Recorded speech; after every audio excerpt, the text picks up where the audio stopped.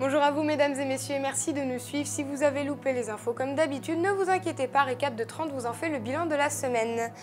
On commence en France alors qu'on avait retrouvé seulement les 4 membres et la tête de Laetitia, cette jeune fille qui avait disparu le 18 janvier dernier. Sa famille d'accueil est désormais soulagée. Samedi, un plongeur de la gendarmerie a retrouvé le tronc de la jeune fille dans l'étang de Briord à Port-Saint-Père. On continue avec l'actualité internationale. Ehud Barak, ministre de la Défense israélienne, a annoncé qu'Israël est prêt à arrêter les tirs si les groupes de l'armée de Gaza cessaient le feu. Depuis le tir jeudi d'un missile anti-char qui avait grièvement blessé un adolescent israélien dans un autobus, c'est une trêve qui peut s'annoncer entre le Hamas et Israël. Finance, Christine Lagarde, ministre française de l'économie, a annoncé mardi que la France octroyait à la Côte d'Ivoire une aide de 400 millions d'euros pour financer les dépenses d'urgence pour les populations. Continuons avec sport. Jelen quitte Auxerre à la fin de la saison. L'attaquant polonais a annoncé son départ dans une interview publiée dans un quotidien polonais.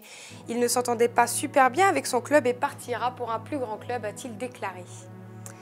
Santé, le ministre de la Santé a déclaré que certaines techniques visant à supprimer la cellulite étaient considérées comme dangereuses par la Haute Autorité de Santé. Leur utilisation va donc être interdite. La lipolyse est la première technique à être visée par l'interdiction et d'autres suivront par la suite.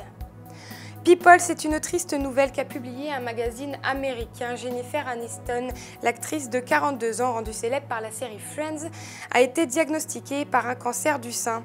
La jeune femme refuse de parler publiquement de sa maladie et de son évolution.